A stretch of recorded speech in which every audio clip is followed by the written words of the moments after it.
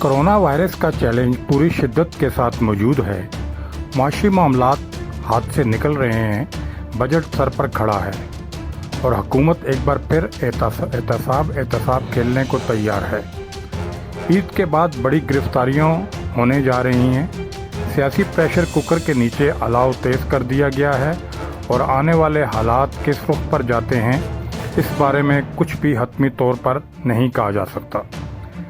इतलात ये हैं कि शहबाज शरीफ, शाहिद खाकान अब्बासी, राना सनाउल्लाह, जावेद लतीफ़ समेत हस्ब इख्तलाफ के अहम रहनुमाओं को सलाखों के पीछे भेजने की पूरी तैयारियां हैं।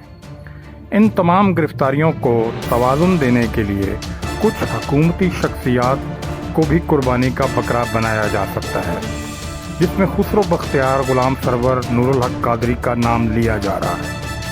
नैब जो अपने चेयरमैन की एक से ज़ायद ऑडियो और वीडियो लीक्स के बाद मुसलसल दबाव का शिकार है, इसकी जानिब से नई फुर्तियों ने इसे मज़ीद तनकीद की जद में ला खड़ा किया है।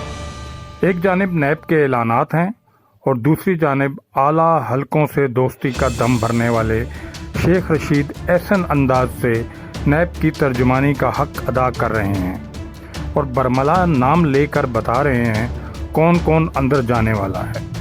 पाकिस्तान की सियासत के गिर्द एक स्याह दायरा खींच दिया गया है। इसका अंजाम क्या होगा?